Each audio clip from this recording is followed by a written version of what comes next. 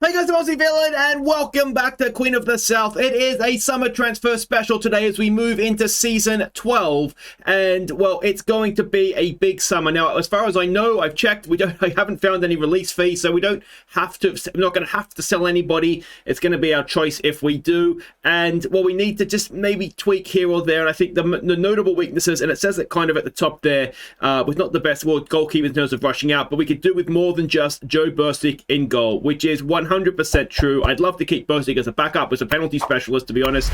But I do think we need to get ourselves a proper, not that he's not a proper goalkeeper, you know what I mean, like a real star goalkeeper.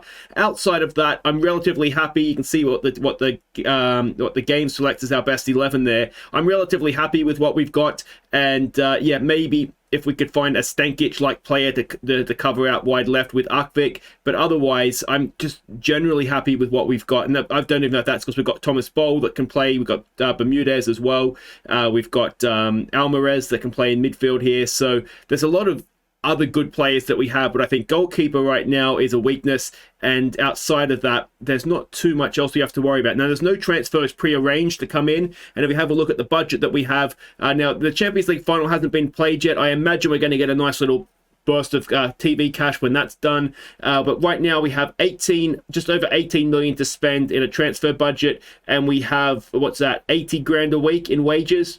So we've got one good player basically that we can spend, but there's going to be free agents with, you know, all sorts of things could happen between now and the end of the summer. So let's get this thing underway, and well, yeah, see if we can get that Champions League. We just got to go, boy, semi-finals, that close.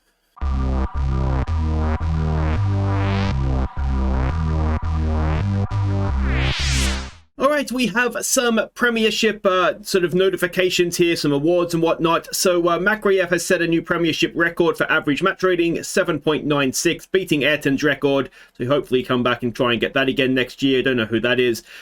Scottish Players Player was David Driver of Rangers, 27 goals from 30 appearances. I have looked at him, but he's a little bit like Eddie Johnson, who we just got rid of. So he was the top goal scorer ahead of Abua from Aberdeen, who is decent, but he's not really what we need. And Makariev, who got 21 goals, got in third spot there. The player's young player of the year was Makariev, as it should be. 23 games, 21 goals. That is superb. Young Riders of the year, we won that as well. I won Manager of the Year, so hooray for me. And what else do we have here? Team of the season, Bursick, Alvarez, Ali Spence were the three that got in there. Otherwise, that's as even as we've seen it split between the teams.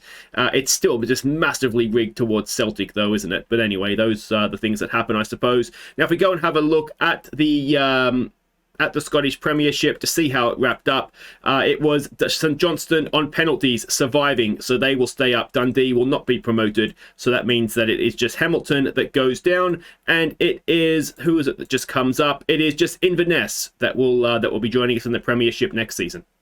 So the Champions League final has been played, and Juventus went and beat Chelsea, which I've got to say surprises me a little bit. So we were the third best team in Europe. They're not the second best team, apparently. But yeah, 3-1 was the result there. Now that means we have some Champions League things here. We have 3.5 million, for television revenue. We have 11.77 million from the ranking pool. I'm not quite sure where that money comes from, but we'll take it. There's a bonus that we've paid out to the players of 1.3 million, and the Champions League in review, there it is there, the biggest overachievers, Queen of the South. And it's very difficult to argue against that, I would say. We went all the way to the semi-final, of course. So we have 45 million in the bank.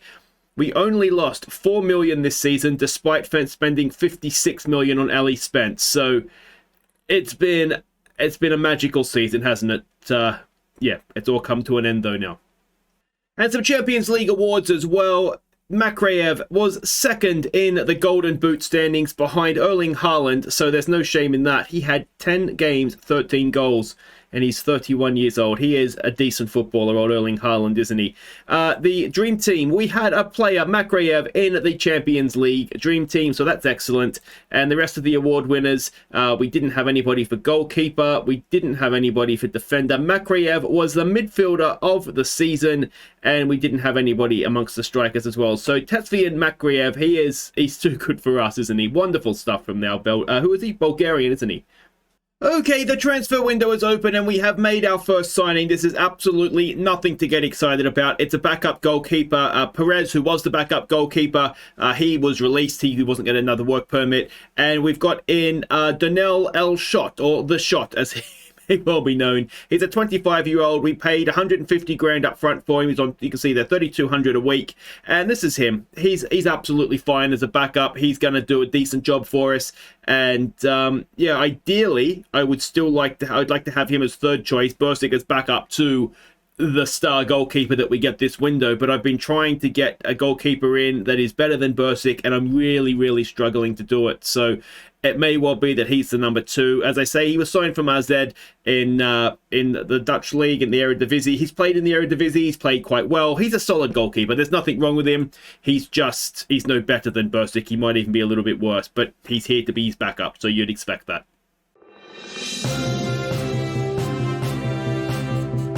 We have breaking news this evening out of Queen of the South, as manager Aussie Villain has made his first move of the summer. Now for more, we cross live to local reporter Charles Hogan. And Charles, this is a departure from Villain's usual transfer philosophy. Yeah, thanks, mate. It certainly is, as it's a player over 30 joining the club, with Igor Divev signing from Lazio. Now, the 32-year-old Russian international defender has cost the club 12.75 mil. So we've made our first major move of the summer, and we've gone the other end of someone's career. No more wonder kids. We've gone for Igor Divev from Lazio. He was transfer listed there, so we've got him for 12.75, which is a deal. You can see the fans like him. He's in his prime, so which is not usually when I sign players, but 66 grand a week as a star player. He's going to have to play a lot of the regular games as well. I'm thinking I might even loan out either Baba Adu or Toro, just so they get game time. This is him here, actually. We'll go and click on him and have a bit of a better look. My thought here is that I wanted someone to play with Bucchiano that will hopefully complement them, and this is a big boy, 193 centimeters, good jumping reach, maybe not the best header of the ball, but mentally he is quite good. Composure is a slight concern perhaps, but anticipation, bravery, concentration, decisions and determination, all really good. He's a good marker. You can see there he marks opponents tightly, so I think he could be a nice little pickup for us in terms of just getting that defense more solid for the Champions League, the big Champions League games. You can see his career here. He's had a long career.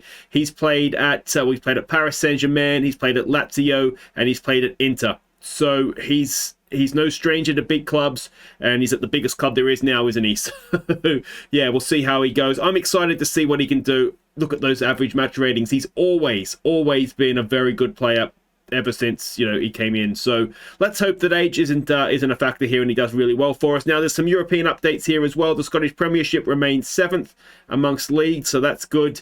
We have rose up the rankings 9 places to 16th. Now that should mean, I think that should mean, that we will be just about guaranteed of being in the second pot in the Champions League, because there's 8 groups of 4. So if we're 16th, we would have to be at least in the second pot, which is massive in terms of getting a group that we can get out of. So that is huge, because often the second pot is the one you want to be in, because that is usually 8 power teams, and not just usually 1 or 2 weaker teams in the first pot. So we're almost better off in that second pot. So that's excellent. And in terms of homegrown players, 1 or 2 extras have added in here. Alvarez is now a club trained player, so that's huge. And you'll see here that Toro and Baba Adu are going to be club trained as well, so maybe we don't want to loan them out. We've got kind of one too many defenders just now, so we'll have to have a think about it. But you can see we've got more players club and nation trained than we need. Finally, we're going to have a nice time registering a squad. What if I can find any more new signings here? Hello? Mihai, what's up, mate? Why would you want to go to Manchester City? I didn't see them in the Champions League semi-finals last season, mate. Yeah, Yeah, no, they would pay you more, that's for sure. Yeah. No, mate, you're still not going. So we have our first little bit of trouble this summer on June 23rd. Manchester City have bid for Mihai. He is not going anywhere, particularly for 27.5 million. So he's now unhappy. We tried to get Walker, who's also unhappy because he's realized that Diev is coming in to replace him, which is fair enough.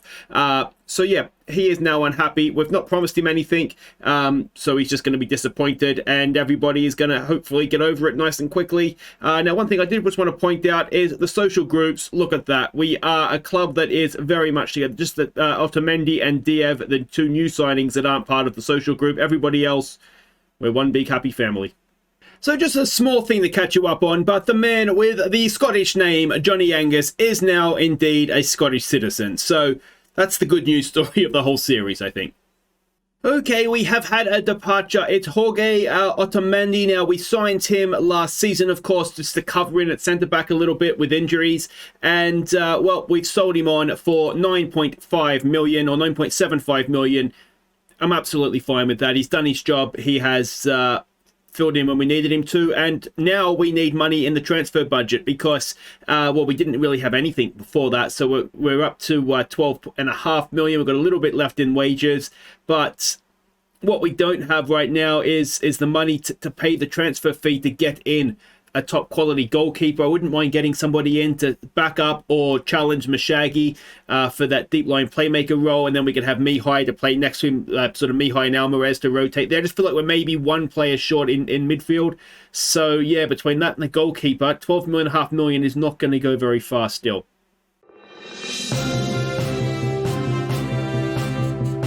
Okay, so hopefully I have solved the midfield problem. Tommy Rosfeldt has joined us on loan. We're not paying anything in terms of a fee, and his wages, to be honest, at just under 18 grand a week are absolutely fine. Now, this is a guy, he's a 19-year-old wonder kid. We've got him on loan from Inter, I think it is.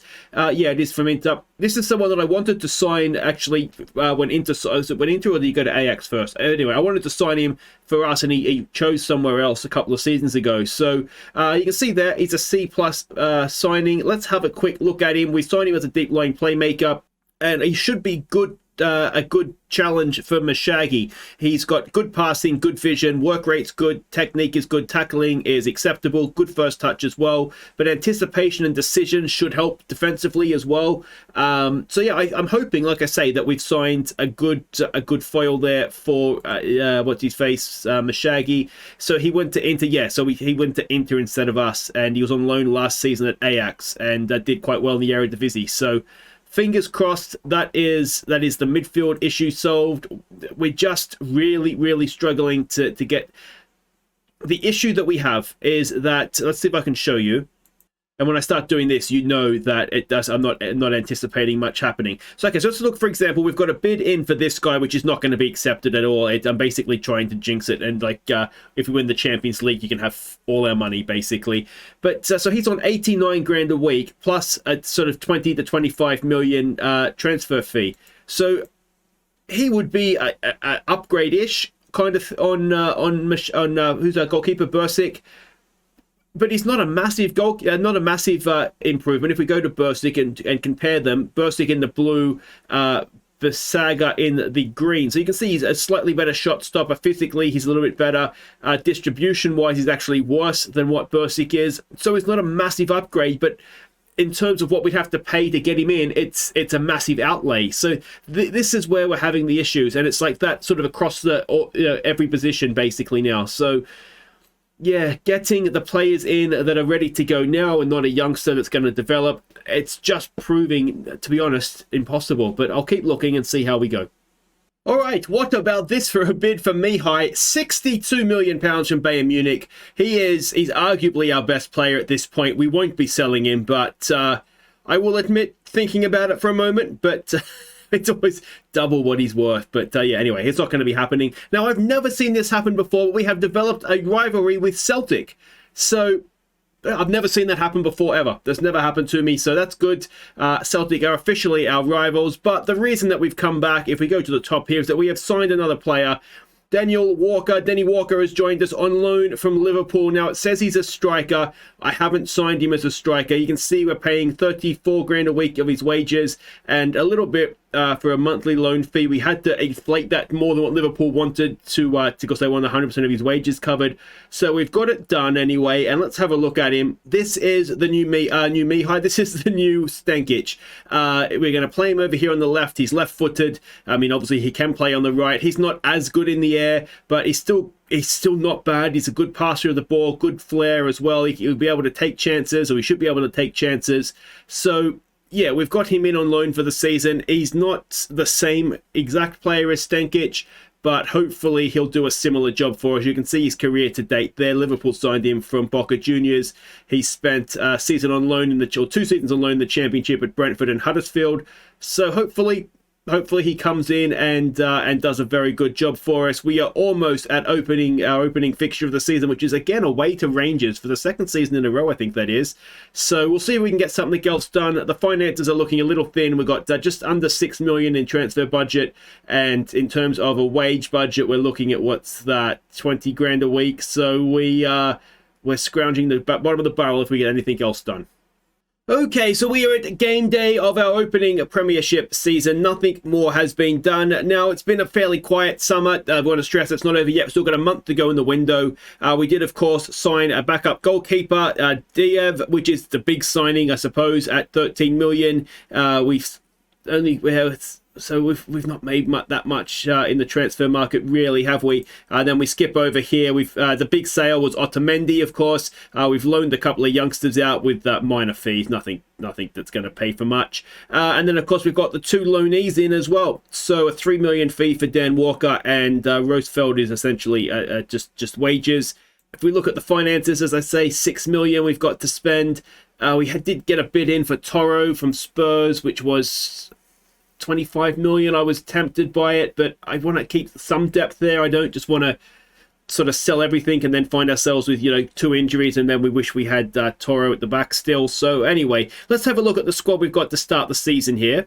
And this is it. So up front, we have got Ali Spence, of course, our record signing. Let's hope he can start banging the goals in all the games for us this season. Johnny Angus is still here. He will be the second striker. Denny Walker can play up front, though we've sort of used him. We're going to use him more on that left-hand side, as we did with Stankic, but we did use Stankic up top as well. Celino, now we've had some bids in from Celtic for Celino. I don't want to sell him to Celtic. I think they went up to 17 or 18 million. Now, is that worthwhile doing if it means we can get a goalkeeper in? Possibly. I just don't want to sell him to Celtic. But do we need him? Maybe I should do it. Clay is still around, of course. Hopefully, second season at the club, he will be a little bit better than last season. We have a couple of youngsters as well. If we drop back to the number 10 role, we have Omar Bermudez, who hopefully will get a full season out of this season. Thomas Boll is one of the main men here. He is just absolute quality. And the other guy is Torres, of course. He's currently away at the Olympics, I think he is. But so I haven't seen him much in pre-season, but he'll be back soon. And of course, we've got the youngster Graham Johnston, who is, when he played last year, he got a belting goal as well. So yeah, he will do well, I'm sure. In wide areas, we have Makariev, of course, who is very, very, very, very good. We have Arkvik, who is maybe not quite as good, but still a very good player. We're getting bids in for him as well, for Arkvik, up to about 18 million. Again, I don't want to sell him because it'll be hard to get someone in to replace him, and he is dangerous. So yeah, I'm happy to keep him. Gary Turpie is still here, of course, the oldest of our academy prospects, and Hardy as well.